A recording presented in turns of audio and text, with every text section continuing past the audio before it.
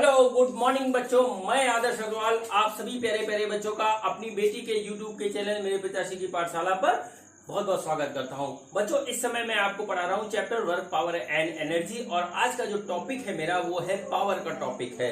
बच्चों, मेरे को ये चैनल मेरी बेटी ने बना करके दिया है जिसका नाम उसने रखा है मेरे पिताश्री की पाठशाला और इस पाठशाला में मैं इस समय आपको पढ़ा रहा हूँ फिजिक्स और आज का मेरा टॉपिक है पावर। तो चलिए टॉपिक स्टार्ट करते हैं। तो आज मेरे पापा हमको पावर पढ़ाएंगे, हम लोग ध्यान से पढ़िएगा। मैं पीछे आती हूँ, मेरे पापा आपको पढ़ाएंगे। ठीक है बच्चों स्टार्ट करते हैं हम कंसेप्ट ऑफ पावर। पावर क्या होता है?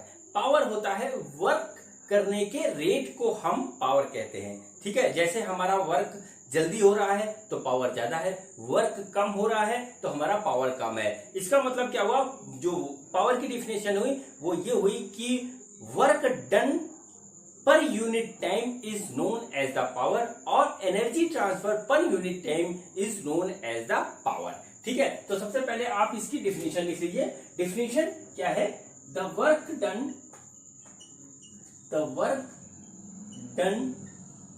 पर यूनिट टाइम और energy transferred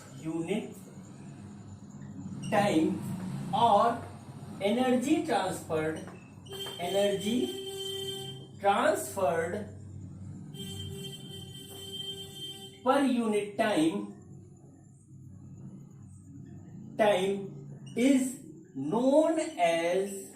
is known as power. ठीक है, work done per unit time और energy transferred per unit time is known as the power. इसका मतलब क्या हुआ कि P is equal to W/T, जहां पे W है हमारा वर्क डन और T है हमारा जितने टाइम में हमारा वो वर्क डन हुआ उस चीज को हम कहते हैं पावर। पावर हो गया हमारा W/T। ठीक है बच्चों, अब देखिए ये बहुत ही सिंपल सा फार्मूला है लेकिन ये अपने रूप बदलता है तो थोड़ा सा विचित्र हो जाता है। तो सबसे पहले इसको देखते हैं कि किस तरीके से ये अपना रूप बदलता है। तो देखिए हमारा क्या होता है, W क्या होता है? W होता है फोर्स डॉट एस, ये होता है हमारा। ठीक है, फोर्स डॉट एस इस तरीके से होता है, यानी कि अगर हम इसकी जगह वर्क की जगह यहां पर लिख दें F dot S by T तो ये हमारा सिंपल सा हो जाएगा। एफ अलग लिख देते हैं, एस बाई टी लिख देते हैं तो पी हमारा हो गया यानी पावर हो गया हमारा एफ डॉट वी। ठीक है, देखिए ये हमारा वेलोसिटी हो जाएगा और इसलिए हो गया एफ डॉट वी। ठीक है, तो ये हमारा पावर का दूसरा फार्मूला होता है। ठीक है, ये दूसरा फार्मूला होता है। ये हमारा पहला मेन फार्मूला है।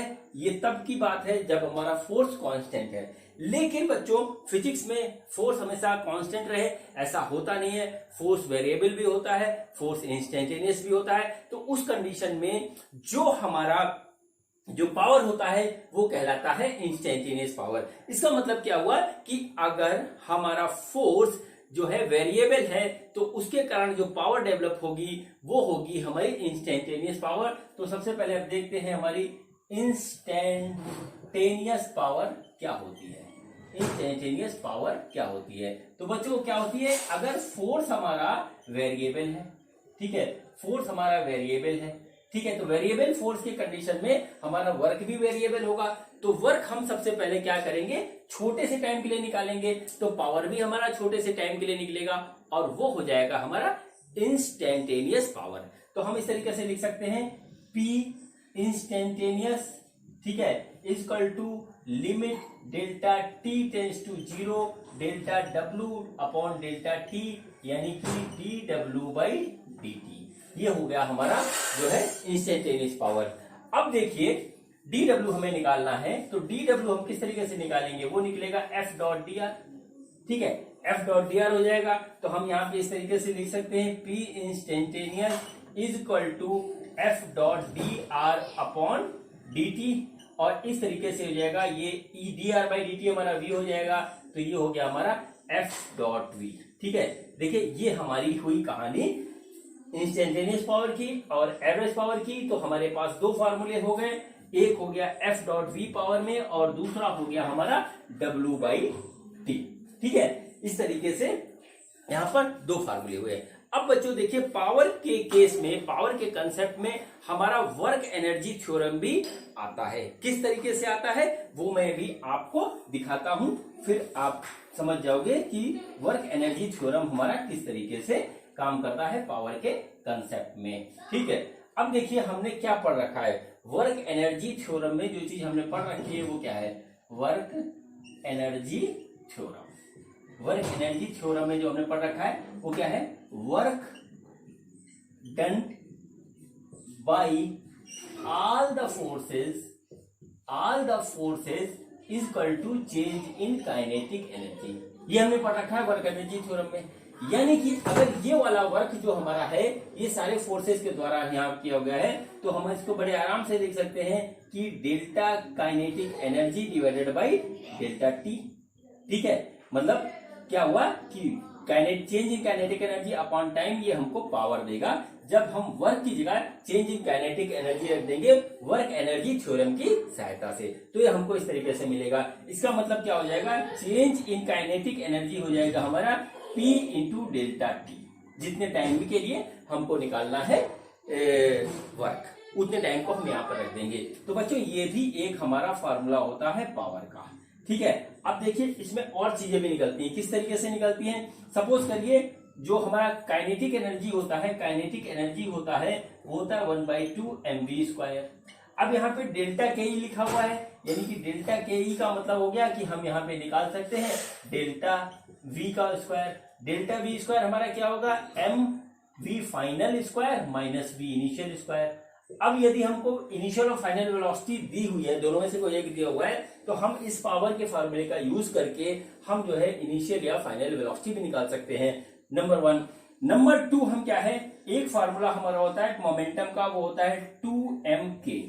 काइनेटिक एनर्जी होती है यहाँ पे के, तो इस तरीके से हम यदि काइनेटिक एनर्जी निकाल लेते हैं पावर के फार्मूले से, तो हम मोमेंटम भी निकाल सकते हैं। इस तरीके से डिफरेंट चीजें जो है मैकेनिक्स की हम निकाल सकते हैं अगर हम कंसेप्ट को सही से अप्लाई करेंगे। ठीक है, ये तो हुई पूरी बात हमारी जो है काइनेटिक एनर्जी की। अब दूसरी चीज एक मैं आपको बता दूं कि पावर जो है वो हमारा स्केलर क्वांटिटी होता है। देखिए एफ डॉट वी है, वी आ रहा है, तो जब भी हम डॉट प्रोडक्ट लेते हैं तो जो भी हमारा रिजल्ट आएगा वो हमारा स्केलर होगा। तो ये हमारा स्केलर क्वांटिटी है, इसको नोट कर लीजिए, क्योंकि हमको सारी फिजिकल क्वांटिटी में ये बात पता होनी चाहिए कि कौन सी क्वांटिटी हमारी स्केलर है और कौन सी क्वांटिटी हमारी वेक्टर है, ये बात हमको पता होनी चाहिए। तो पावर हमारी स्केलर क्वांटिटी है। अब बच्चों मैं आता हूं एक बहुत ही इंपॉर्टेंट कंसेप्ट में, जो कि हमारा बहुत इंपॉर्टेंट है बोर्ड के एग्जाम के पॉइंट ऑफ व्यू से, जेई के पॉइंट ऑफ व्यू से और नीट के पॉइंट ऑफ व्यू से बहुत इंपॉर्टेंट है, और वो होता है हमारा यूनिट ऑफ फिजिकल क्वांटिटी। यानी कि अब मैं आपको बताऊंगा unit of power and dimension of power. देखिए हमारे बोर्ड के एग्जाम में, नीट के एग्जाम में, जेई के एग्जाम में कम से कम एक क्वेश्चन, अधिक से अधिक 2 क्वेश्चन हमारे यूनिट एंड डायमेंशन के आते हैं। और मेरी ये आदत है कि जब भी मैं कोई नई फिजिकल क्वांटिटी किसी को भी पढ़ाता हूं तो उसका यूनिट एंड डायमेंशन जरूर बताता हूं, क्योंकि यूनिट एंड डायमेंशन को याद करने का, सीखने का एक ही तरीका है कि आप उसको साथ में करते चले, क्योंकि एक दिन में उसको ना तो कोई याद कर पाएगा ना वो याद रह पाएगा। तो एक ही तरीका है कि करते चले। तो चलिए बात करते हैं unit and dimension of power. Unit and dimension of power, ठीक है, unit and dimension of power क्या होता है चलिए देखते हैं। तो हम उसको निकालने के लिए क्या करेंगे, तो देखिए हमारे पास पावर का क्या फार्मूला है, पावर का फार्मूला है W/T। ठीक है, अब W यानी वर्क, वर्क का जो यूनिट होती है SI यूनिट होती है जूल, और टाइम की SI यूनिट होती है सेकंड। तो हमारे पास जो पावर की यूनिट आ गई वो आ गई जूल पर सेकंड। ठीक है, ये हमारी SI यूनिट हुई पावर की। ठीक है, इसी को बच्चों हम कहते हैं वाट। ठीक है, इसी को हम कहते हैं वाट, यानी कि जो फेमस पावर की यूनिट है वाट, और ये भी हमारी है SI यूनिट। CGS में इसी चीज को हम कहते हैं CGS। CGS में हम जो है जूल को कहते हैं अर्ग पर सेकंड। अर्ग पर सेकंड हम CGS में इसको कहते हैं। ठीक है बच्चों, अब पावर के केस में क्या होता है कि उस जगह पे पावर बहुत ज्यादा यूज होती है, तो वहां पर हम बड़ी यूनिट यूज करते हैं पावर की। तो बड़ी यूनिट में क्या होता है पावर में, देख लीजिए, जैसे हमने यूज किया 1000 वाट। 1000 वाट हमने यूज किया, तो 1000 वाट हमारा कहलाता है 1 किलोवाट। क्या कहलाता है, 1 किलोवाट, यानी कि 1 किलोवाट, इस तरीके से उसको लिखेंगे। ठीक है, अब ऑटोमोबाइल इंडस्ट्री में एक यूनिट आती है पावर की, वो यूज होती है हमारी हॉर्स पावर। ठीक है, वो होती है 746 वाट। 746 वाट इक्वल टू 1 हॉर्स पावर। ठीक है, 1 हॉर्स पावर, इसको लिखेंगे 1 HP। 1 HP हॉर्स पावर, ये हमारी मोटर्स की या ऑटोमोबाइल के इंजन की पावर बताने के लिए यूज होता है। तो बच्चों ये हमारा हो गया यूनिट ऑफ पावर। अब बच्चों बात मैं करता हूं आपसे डायमेंशन ऑफ पावर की। ठीक है, तो देखिए डायमेंशन में निकालना है, तो डायमेंशन ऑफ पावर, डायमेंशन किस तरीके से निकलेगा, तो देखिए P is equal to W/T। W को हम लिख सकते हैं F.S/T। तो हम क्या निकलेंगे डायमेंशन निकालने के लिए, सबसे पहले फोर्स का डायमेंशन लिखेंगे, तो वो होगा हमारा mL/T-2, और ये होगा L डिस्प्लेसमेंट का, अपॉन नीचे टाइम का डायमेंशन। मैंने आपको बता रखा है कि अगर आपको फोर्स का डायमेंशन आता है तो आप बहुत सी फिजिकल क्वांटिटी का डायमेंशन आसानी से निकाल सकते हैं, तो पावर भी उनमें से एक है। तो देखिए हमारा फाइनल डायमेंशन जो आएगा वो आया mL²T⁻², अपॉन T। ठीक, यानी कि फाइनल हमारा जो डायमेंशन ऑफ पावर आया mL²T⁻³ ये आया डायमेंशन ऑफ पावर। ठीक है, ये डायमेंशन ऑफ पावर आया। बच्चों दोनों चीज को ध्यान रखिएगा, ये हमारे यूनिट एंड डायमेंशन के क्वेश्चन को सॉल्व करने में बहुत ज्यादा काम आता है। तो बच्चों ये हमारा फुल कंसेप्ट हुआ हमारा पावर का और इसके यूनिट एंड डायमेंशन का। तो चलिए बच्चों अब इस कंसेप्ट को अप्लाई करते हैं सवालों में और करते हैं कुछ न्यूमेरिकल पावर के कंसेप्ट के, देखते हैं कैसे होते हैं वो। बच्चों देखिए ये हमारा पहला क्वेश्चन है और बहुत ही सिंपल क्वेश्चन है, ये इंस्टेंटेनियस पावर के फॉर्मूले पे बेस्ड क्वेश्चन है। सबसे पहले देखते हैं क्वेश्चन क्या है।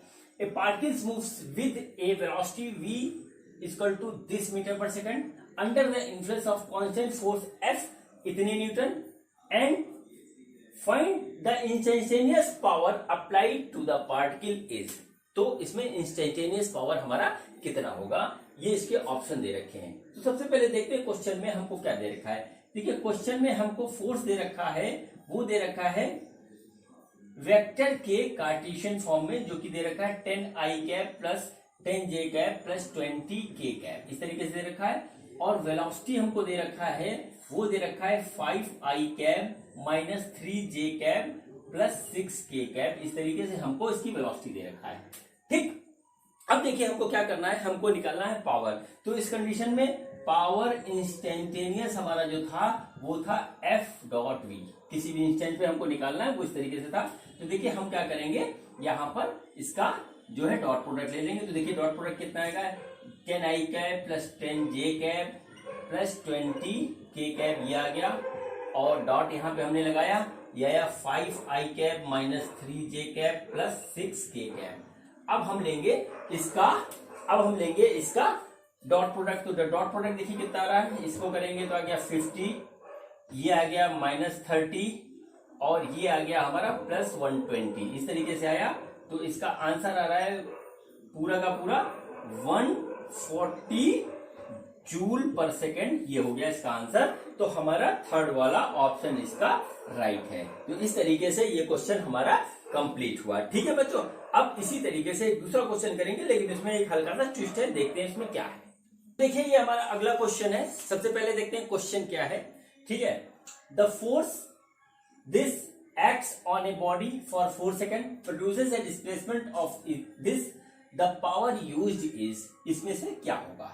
ठीक है, तो देखिए हमको यहाँ पे क्या क्या चीज दे रखी है, सबसे पहले हम वो नोट करेंगे। तो देखिए हमारा फोर्स दे रखा है, वेक्टर के कार्टेशियन फॉर्म में हमें दे रखा है, वो दे रखा है 2i plus 3j plus 4k Newton, इतना हमको दे रखा है।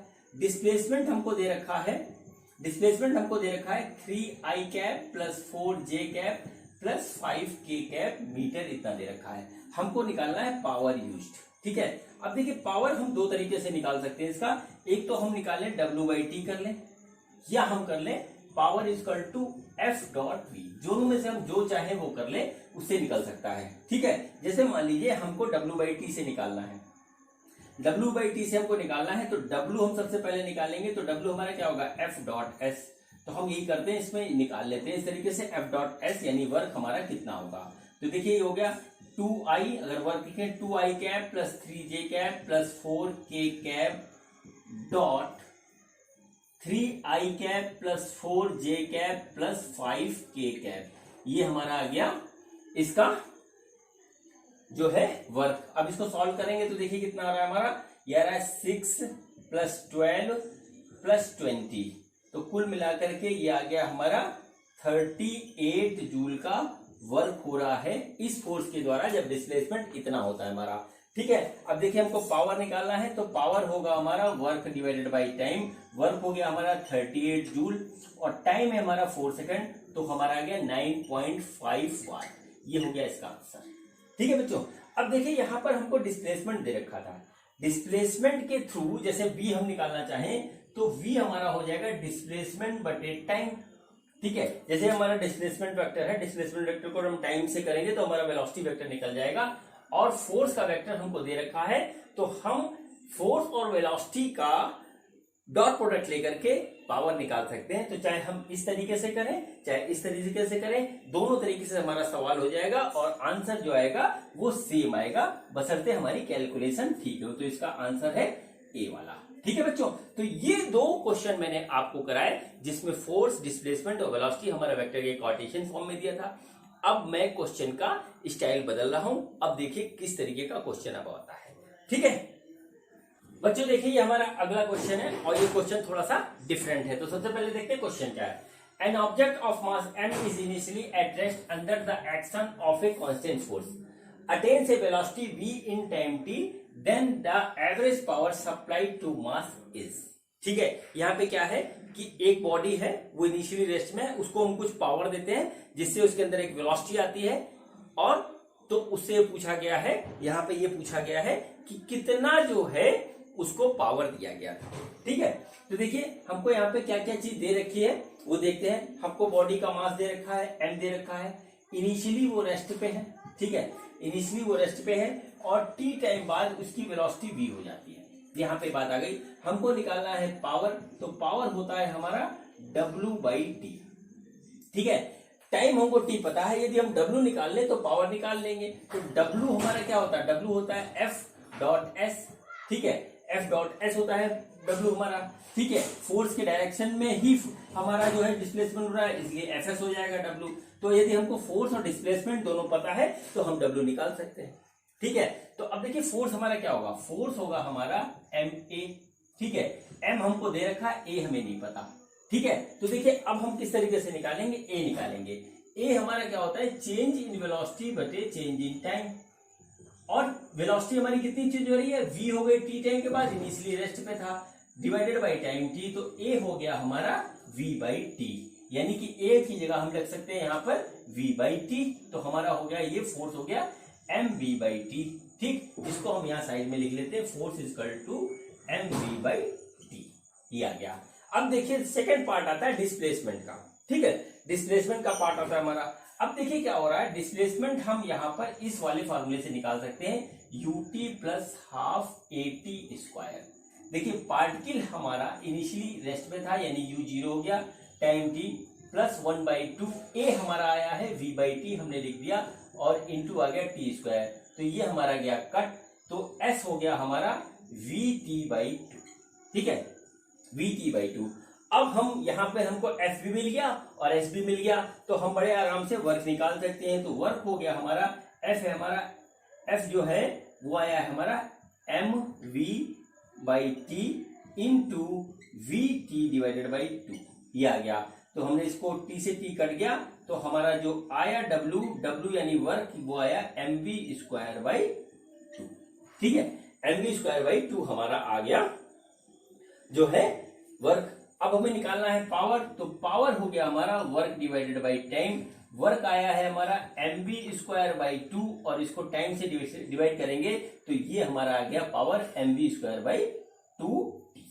ठीक है, अब देखिए ऑप्शन देखेंगे तो हमारा पहला ऑप्शन इसमें मिल रहा है, यानी कि ये वाला ऑप्शन करेक्ट है।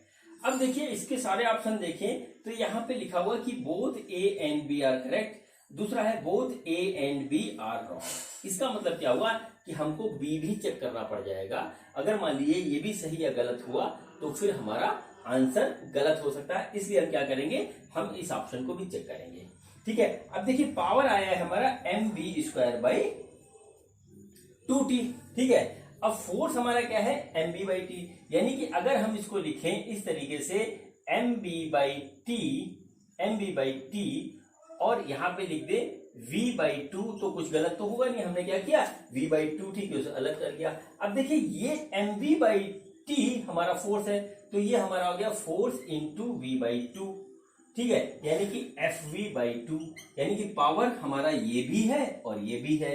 तो इसका मतलब क्या हुआ कि हमारा सेकंड वाला ऑप्शन भी सही है। तो इसका मतलब क्या हुआ, हम जिस ऑप्शन को टिक करके आएंगे एग्जाम में वो हमारा ये वाला ऑप्शन होगा।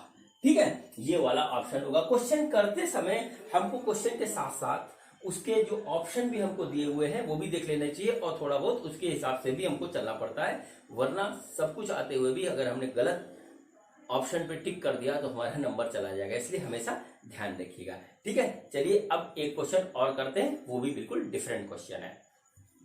बच्चों देखिए ये हमारे पास अगला क्वेश्चन है और ये एकदम डिफरेंट क्वेश्चन है। इसमें वर्क एनर्जी थ्योरम का भी यूज हुआ है। तो सबसे पहले मैं आपसे बात करता हूं, दिखाता हूं आपको कि क्वेश्चन क्या है। क्वेश्चन ये है कि power applied to a particle varies with the time as p = 3t² 2t+1, find the change in kinetic energy between time t = 2 second to t = 4 second. इसमें क्या हो रहा है कि पावर हमारा टाइम के साथ वेरी कर रहा है, एक रिलेशन के साथ वेरी कर रहा है। तो हमको ये बताना है कि इस पावर के कारण जो चेंज इन काइनेटिक एनर्जी आएगा t = 2 सेकंड से 4 सेकंड तक वो कितना होगा। अब देखिए क्वेश्चन किस तरीके से लगता है। ठीक है, देखिए यहाँ पे पावर हमको दे रखा है 3t² - 2t+1, ये हमको दे रखा है। पावर टाइम के साथ चेंज हो रहा है, पावर हमारा जो है टाइम के साथ चेंज हो रहा है, इसलिए हम इसको यहाँ पे इस तरीके से लिख सकते हैं p = dw/dt। हम इंस्टेंटेनियस पावर का फॉर्मूला इसमें यूज करेंगे, क्योंकि हर इंस्टेंट पे हमारा पावर बदलता जा रहा है। तो इसका मतलब हम क्या हुआ कि हम इसको इस तरीके से लिख सकते हैं p × dt। ठीक है, अब यदि हमारा वर्क निकल जाए तो हम जो है चेंज इन काइनेटिक एनर्जी निकाल सकते हैं वर्क एनर्जी थ्योरम से। तो सबसे पहले हमारा काम क्या होगा कि हम वर्क निकालें t = 2 सेकंड से लेकर के t = 4 सेकंड तक। ठीक है, और वो वर्क हम सपोज कर लेते हैं w है। ठीक है, तो देखिए क्या हुआ कि हम क्या करेंगे, यहाँ पे पावर की जगह ये रिलेशनशिप रखेंगे, तो आ जाएगा 3t² - 2t+1 और ये आ गया हमारा dt। ठीक है, dw = अब हमें वर्क निकालना है तो हम इसको इंटीग्रेट कर देते हैं। ठीक है, तो इनिशियली t = 2 सेकंड है, तो हम 2 सेकंड पे जो है वर्क मान लेते हैं 0 है, और 4 सेकंड पे वर्क मान लेते हैं w है, तो ये हो जाएगा हमारा w - 0, और इधर जो आएगा वो आएगा 3t³ जब इसका इंटीग्रेशन करेंगे 2t² 2 + t, और इसकी लिमिट आएगी हमारी 2 से 4 तक। ठीक है, अब देखिए ये हमारा गया कट, इस तरीके से ये भी कट गया, तो हमारा जो आ रहा है वो आ रहा है t³ - t² + t, और ये आया 2 से 4 तक w हमारा। ठीक है, अब w पूरा फाइनल निकालने के लिए हम लिमिट इसमें रखेंगे, तो देखिए w हमारा आ रहा है, जब हम इसमें रख रहे हैं तो आ रहा है 4³ - 4² + 4 - 2³ - 2² + 2, ये हमारा इस तरीके से आ गया। इसका मतलब इसको जो सॉल्व कर रहे हैं तो देखिए कितना आ रहा है हमारा आ रहा है, ये आ गया 64 - 16 + 4 माइनस ये आ रहा है 8 - 4 + 2, इस तरीके से आया। तो ये हमारा सॉल्व होके आ रहा है 68 - 16, तो ये आ गया 52। ठीक है, 52 आ गया ये। ठीक, 52 और माइनस ये आ रहा है 10 में से 4, तो ये आ गया हमारा 6 -6, यानी कि 46 जूल का आ गया हमारे पास वर्क, यानी वर्क डन हमारा आया 46 जूल, और हम इसको कर लेते हैं यहाँ पे नोट। अब देखिए हमको निकालना क्या है, हमको निकालना है चेंज इन काइनेटिक एनर्जी। अब देखिए यहीं पे फंडा यूज होता है। फंडा क्या यूज होता है, वर्क एनर्जी थ्योरम का फंडा यूज होता है, वर्क एनर्जी थ्योरम। ठीक है, वर्क एनर्जी थ्योरम वो क्या था, work done by all forces, work by all forces done by all forces is equal to change in kinetic energy. ठीक है, और हमको क्या निकालना है, चेंज इन काइनेटिक एनर्जी निकालना है। वर्क डन हमारा कितना आया है, वो आया है 46 जूल। तो चेंज इन काइनेटिक एनर्जी हमारा कितना हो गया 46 जूल। ठीक है, तो इसका आंसर ये वाला हो गया 46 वाला ऑप्शन, यानी ये वाला ऑप्शन हमारा राइट है। अब बच्चों देखिए यहाँ पे कंसेप्ट यूज होता है, कंसेप्ट ये होता है वर्क एनर्जी थ्योरम वाला। अब इसमें ये भी पूछ सकता है कि वेलोसिटी कितनी है। देखिए हमारा काइनेटिक एनर्जी क्या होता है, काइनेटिक एनर्जी होता है हमारा 1/2 mv²। मान लीजिए हमको मास दे रखा है बॉडी का और वेलोसिटी पूछ ले या चेंज इन वेलोसिटी पूछ ले, तो हम इसी फॉर्मूले को यूज करके निकाल सकते हैं। इस टाइप के भी क्वेश्चन है तो वो भी आते हैं। अभी उसका एक एग्जाम्पल मैं आपको करके दिखाता हूँ। ठीक है बच्चों, तो ये हमारा क्वेश्चन कंप्लीट हुआ। अब चलिए एक क्वेश्चन और करते हैं। बच्चों देखिए ये एक अगला क्वेश्चन है और ये क्वेश्चन भी पावर का वर्क एनर्जी थ्योरम के कंसेप्ट पे बेस है। तो सबसे पहले देखिए क्वेश्चन क्या है। क्वेश्चन ये है कि एक ऑटोमोबाइल हमारा था जो रेस्ट से चलता है और थोड़ी देर बाद वो जो है टाइम टी के बाद जो है वेलोसिटी v अटेंड कर लेता है, जबकि उसको कांस्टेंट पावर सप्लाई की जा रही है। तो हमको ये शो करना है कि टाइम टी के बाद जो है वेलोसिटी टाइम के फंक्शन में इस तरीके से आएगी, ये हमको शो करना है। तो देखिए क्या हो रहा है, हमको जो है एक कांस्टेंट पावर सप्लाई कर रहे हैं ऑटोमोबाइल को, एक गाड़ी को, तो पावर हमारी हो गई W/T। ठीक है, अब देखिए यहां पर क्या करना है, हमको निकालनी है वेलोसिटी आफ्टर टाइम t कितनी हो जाएगी। अब जाहिर सी बात है कि हम इस पावर के फार्मूले में वेलोसिटी कहां से लाएं, तो वेलोसिटी हम लाते हैं काइनेटिक एनर्जी का फार्मूला यूज करके, और यहां पर हम कंसेप्ट लगाते हैं वर्क एनर्जी थ्योरम का। वर्क एनर्जी थ्योरम का कंसेप्ट यहां पे लगाते हैं, और जो कि होता है work done by all forces equal to change in kinetic energy. अब देखिए चेंज इन काइनेटिक एनर्जी हमारा क्या हुआ, 1/2 mv final square minus 1/2 mv initial square. अब इनिशियली हमारी बॉडी रेस्ट से स्टार्ट कर रही थी, यानी कि ये फैक्टर हमारा हो गया 0, और v फाइनल हमारा v है, तो ये हो गया हमारा 1/2 mv², ये हो गया w। ठीक है, अब इस w को हम इसके यहां पर पुट कर देंगे, क्योंकि w हमारा इतना आया 1/2 mv², तो ये हमारा हो गया 1/2 mv²/t, power equal to 1/2 mv²/t।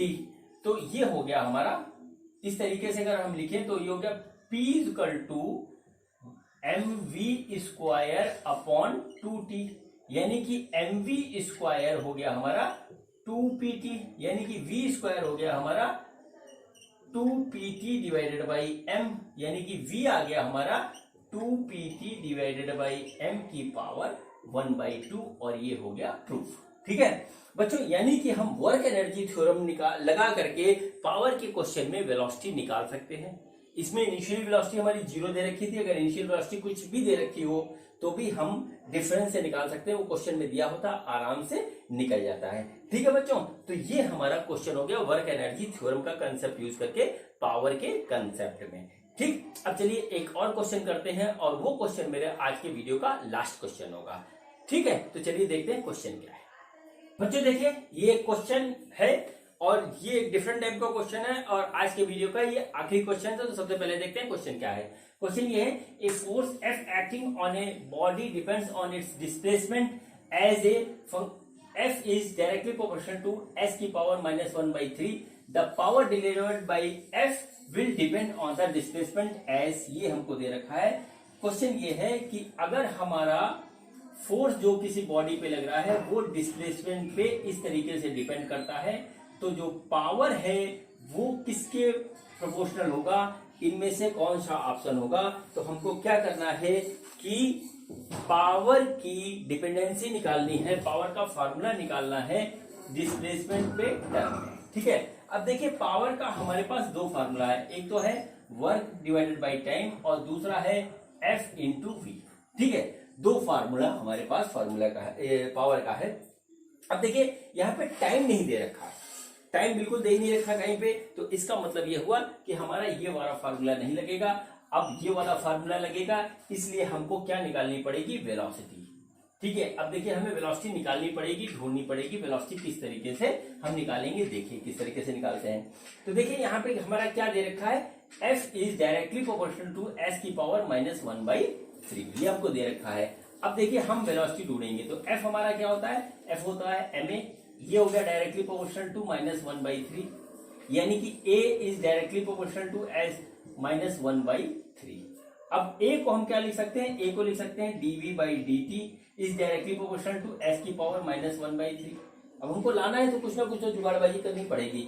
अब देखिए dv/dt को हम क्या लिख सकते हैं, ds और ds इस तरीके से, और ये आपको मैं कई बार बता चुका हूं कि ये फैक्टर इस तरीके से बदल जाएगा, तो ये हमारा हो जाएगा v dv/ds और ये डायरेक्टली प्रोपोर्शनल हो गया s की पावर -1/3 ds। ठीक है, अब देखिए हम इसको इस तरीके से लिखते हैं कि v dv is directly proportional to s, ठीक है, s -1/3 और ds इस तरीके से हम लिख सकते हैं। अब हमें v निकालना है तो हम दोनों तरफ इसका इंटीग्रेशन कर दे रहे हैं।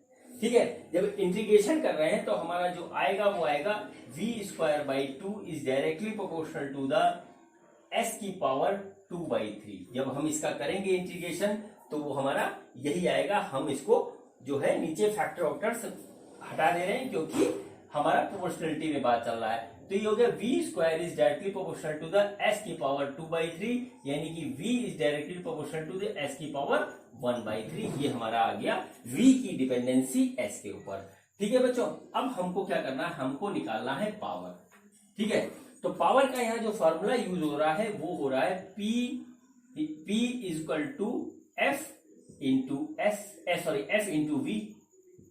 v, ये वाला फॉर्मूला यूज हो रहा है।